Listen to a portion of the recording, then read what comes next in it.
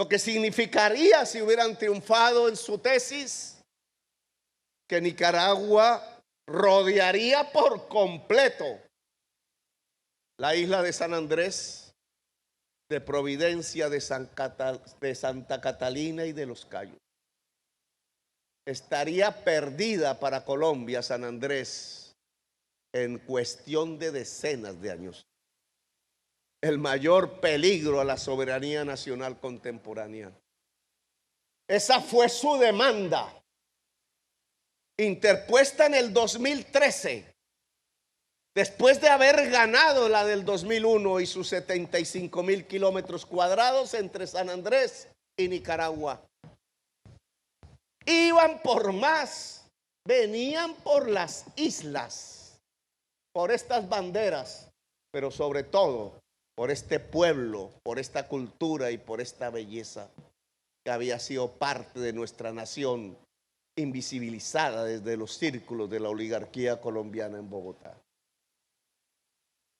Y íbamos a otra derrota, señoras y señores, una más. Habíamos perdido porque la reacción ante la derrota fue decir que entonces nos salíamos de la Corte Internacional de Justicia y denunciábamos el Pacto de Bogotá, y se le olvidó a los ilustres abogados que aún saliéndonos y denunciando el Pacto de Bogotá, este seguía teniendo competencia por un año más después del fallo del 2012. Tamaño olvido que le permitió a Nicaragua demandarnos en el 2013 antes de que se cumpliera el año. Y la demanda de Nicaragua iba por todo el mar que rodea San Andrés. Es decir, iba por San Andrés y Providencia y Santa Catalina. Una derrota más. Y aquí quizás no estaríamos hablando. Santos tuvo una buena idea. El presidente Santos formó aquí algo que se llamó el Raizal Team. Es decir, se acordó del pueblo raizal. Convocó a sus profesionales intelectuales, a las autoridades raizales, con su diversidad también de pensamiento, y les preguntó qué hacemos ante la derrota. Y empezaron a salir los conceptos del pueblo raizal de San Andrés y Providencia. Por lo menos el gobierno consultó la base de nuestra nacionalidad, de nuestra nación en estas islas. Y empezó la demanda de Nicaragua en el 2013. Y ya teníamos pruebas de cómo es el fondo del mar y de que sí hay una plataforma continental extendida en el trabajo de la Armada y la DIMAR. Y empezó en los consejos del pueblo raizal a penetrar en la estrategia del gobierno. Pedimos que la Corte Internacional de Justicia no tuviera competencia y perdimos de nuevo. Y se avecinaba una gran derrota hasta que llegó este gobierno. Recibimos lo que había, de lo bueno y de lo malo. Tratamos de recoger una enseñanza. Esa enseñanza es lo contrario de lo que esta sentencia dice en el 2012, que Colombia no ha demostrado que los habitantes del archipiélago de San Andrés, en particular los raizales, gocen de derechos de pesca. Pues de lo que se trataba era de demostrar la existencia de un pueblo con identidad cultural, al cual no se le había escuchado ni se le había tenido en cuenta en las sentencias de los magistrados y de los abogados. Decidimos que ese era el eje central de nuestra estrategia. Ese fue el cambio. Y por eso nombramos embajadores y embajadoras hijas de esta isla e hijas de esta cultura para que fueran nuestros embajadores en las islas antillanas. Quizás debimos nombrar uno en Nicaragua. en Trinidad, Tobago, en Jamaica, en donde están nuestras embajadas, hijos e hijas de San Andrés y Providencia tomaron puesto. Y decidimos que el equipo de juristas tenía que integrarse entre lo mejor de los abogados internacionales. Nos importaba un bledo los apellidos y abolengos de los abogados de la oligarquía bogotana. Los mejores abogados del mundo, y aquí tengo sus nombres. Un asesor colombiano de alta intensidad académica, Gabriel Cifuentes. Y Raizales en el equipo jurídico de negociación, como Elizabeth Taylor, aquí presente, de la isla de Providencia, hoy vicecanciller de la República de Colombia. Lo que queríamos era mostrarle allá en la discusión jurídica de La Haya la existencia de un pueblo a través de los mismos negociadores colombianos. Demostrar que esto que habían dicho en el año 2012 no era cierto. Y ese cambio de estrategia nos dio el triunfo. Hoy hemos triunfado relativamente.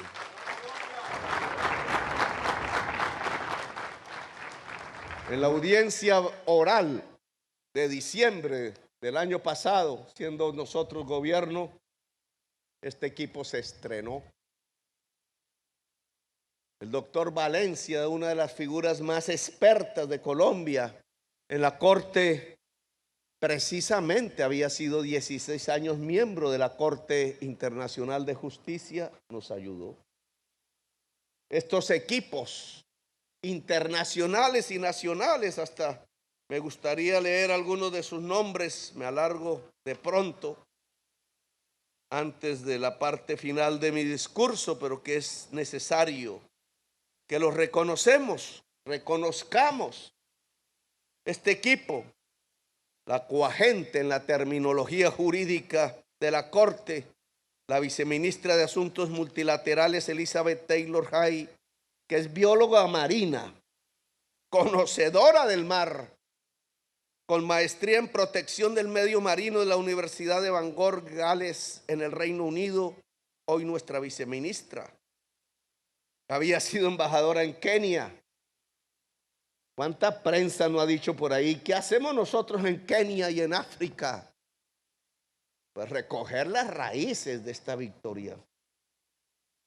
Gabriel Cifuentes Guidini, abogado y magíster de Derecho de la Universidad de los Andes, magíster en Derecho Internacional de la Universidad de Nueva York, magíster en Administración Pública de la Universidad de Harvard y PhD en Derecho de la Universidad de Roma. Es secretario de Transparencia y profesor de Derecho Internacional.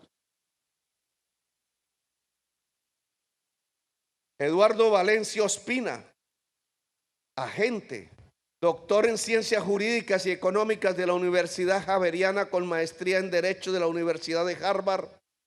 Es uno de los juristas en Colombia más versados en temas del derecho internacional y en asuntos de la Corte Internacional de Justicia.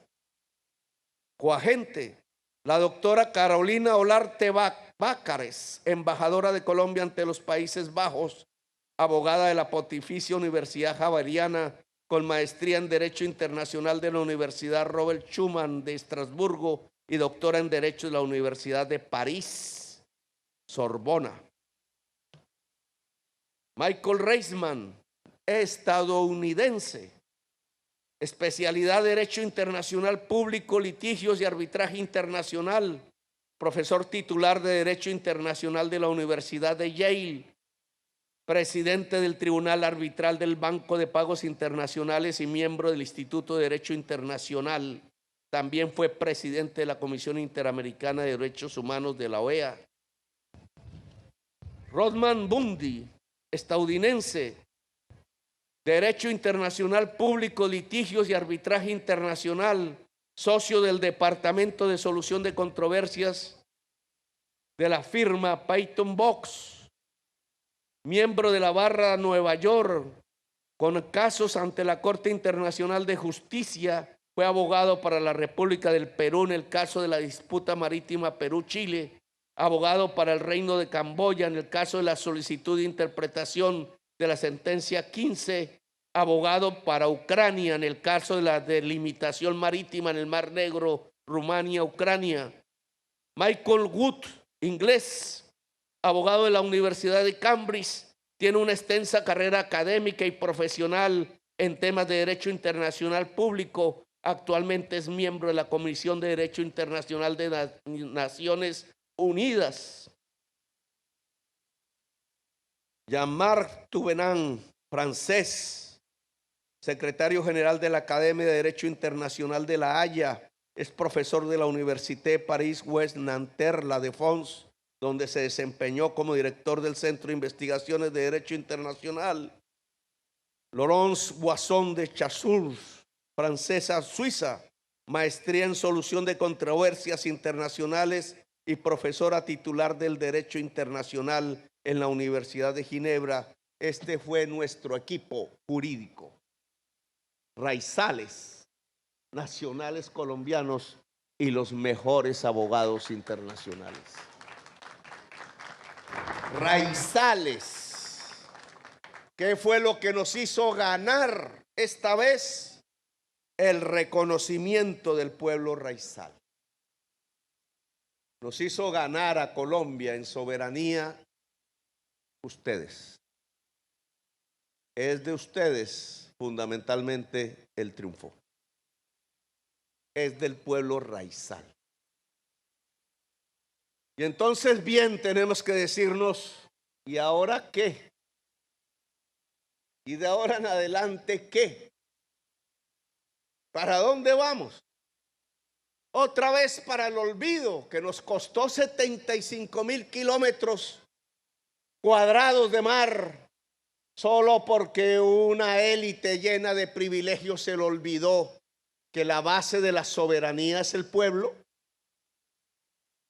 y que el pueblo en esta isla se llama el pueblo raizal. Volvemos al olvido para que después se aprovechen de esa debilidad de una democracia que no es capaz de reconocer el pueblo y sigamos perdiendo en próximas décadas, o recogemos de nuestros errores y reflexionamos. La base de la nación es un pacto del pueblo, es el poder del pueblo. La base de la soberanía es el poder del pueblo. La base de la independencia es la fortaleza del pueblo. La base de la paz es el pacto del pueblo. Estos son para mí los mensajes que nos deja este pedazo del siglo XXI que hemos vivido alrededor de nuestra lucha por el mar en el Caribe.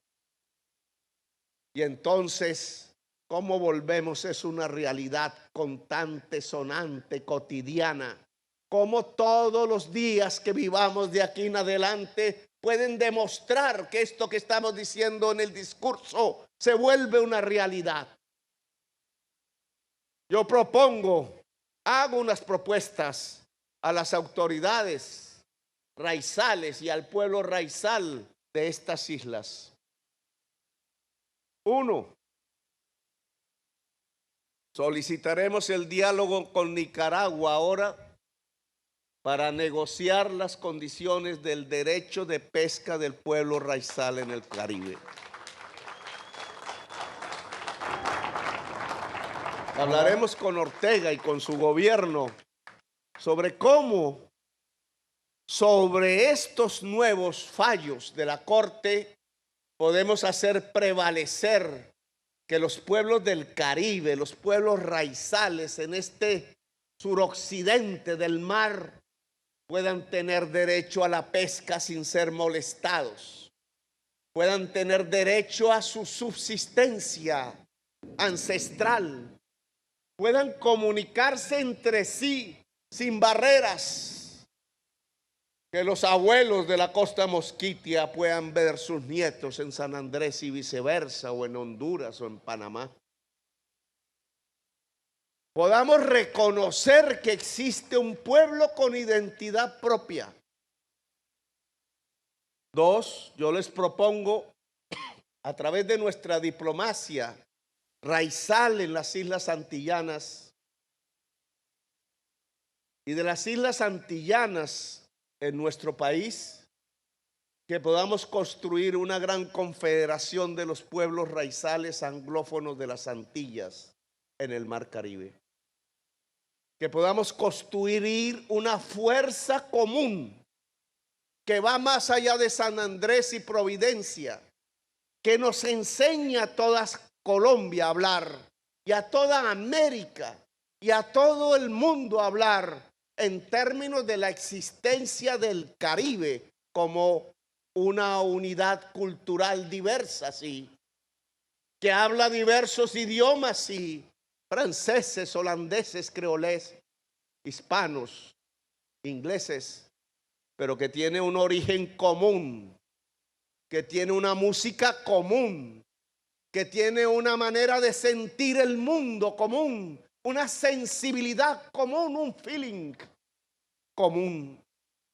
Y que ese pueblo tiene el derecho a organizarse, tiene el derecho a conectarse, tiene el derecho a ser. Let it be, decían antaño la canción famosa. La Confederación de Pueblos Anglófonos de las Antillas es un objetivo que este gobierno quiere ayudar a promover y a fortalecer. Hemos hablado de este asunto con Mia Mountney, la primera ministra de Barbados, hoy una figura internacional bastante reconocida por su lucha contra la crisis climática, que es en realidad la principal amenaza que hoy tienen todas las islas del Caribe y sobre la cual tenemos que adaptarnos y mitigar y luchar, porque la crisis climática la produjo el ser humano y sobre todo la codicia de la gente más poderosa del mundo.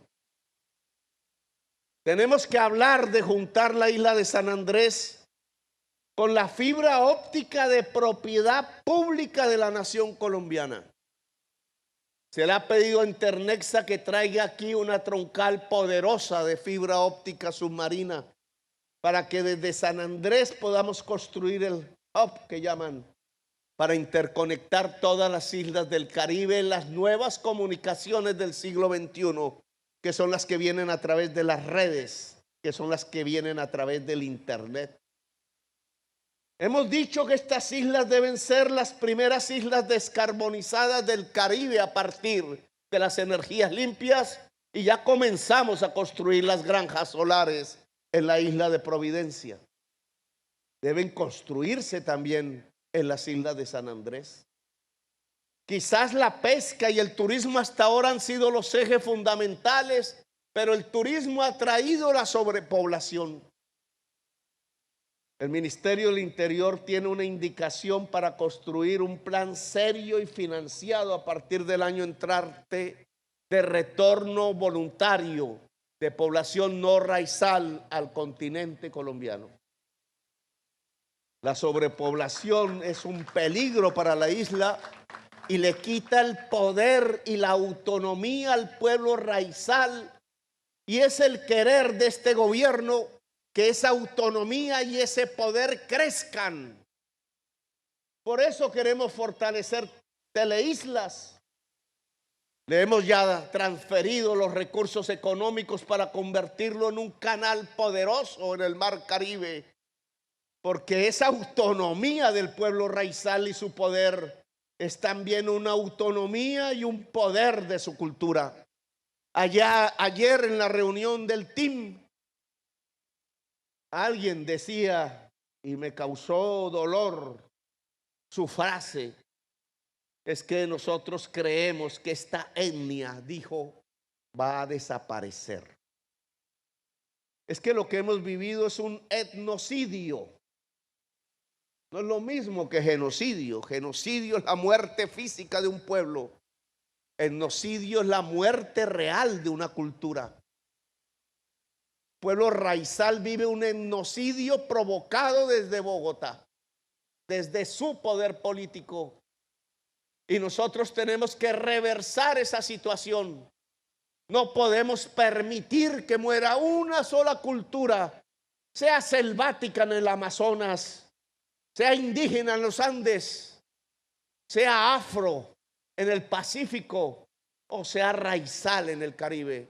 Ni una cultura debe desaparecer, porque eso es como la muerte de la memoria y de la historia, como el empobrecimiento de una nación. Esa frase no puede volverse real, aunque sí ha sido durante 2 siglos. Y la manera para que no muera la cultura es que la población joven no se vaya de la isla, que se quede en estas islas y tenga sus hijos y tenga sus nietos y transfiera la memoria de padres, de abuelos y bisabuelos, sus músicas, sus historias, su cultura. Y para que la juventud no se vaya de estas islas, entonces tenemos aquí que hacer conocimiento. Tenemos que construir una universidad de verdad. Tenemos que garantizar que desde las islas se pueda vivir a partir de los saberes.